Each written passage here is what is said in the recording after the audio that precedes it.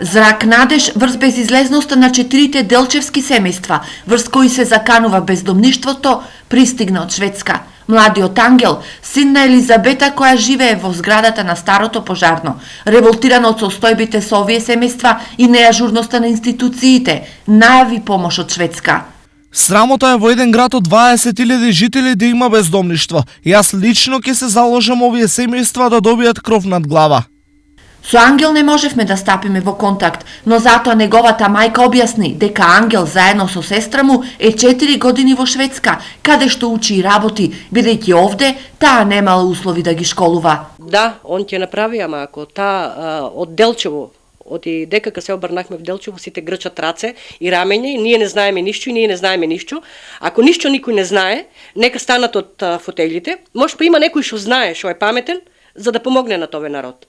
Револтот на семејствата е голем, па дел од нив најавуваат продолжување на борбата за домот и во судовите. Ние имаме договор подпишан на неопределено време со општина Делчево.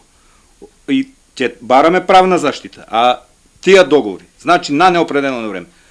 Општината општината кај продавач и купувачот, значи треба нас да не згрижат. Но затоа пак 63 годишната Ленче, самохрана мајка на дете со посебни потреби, е безпомошна. Абе, душа, што ќе тужи? Мега не сместат некаде дека, што ќе тужа, немам пари, душата ми спадна. По цели вечери не спија, сестро Златна. Агонијата на 4 семејства во зградата на старото пожарно во Делчево започна со продажбата на зградата од страна на извршител за да се наплати долгот на општината во висина од околу 30.000 евра кон поранешниот директор на јавното комунално за предвремено раскинување на менаџерскиот договор.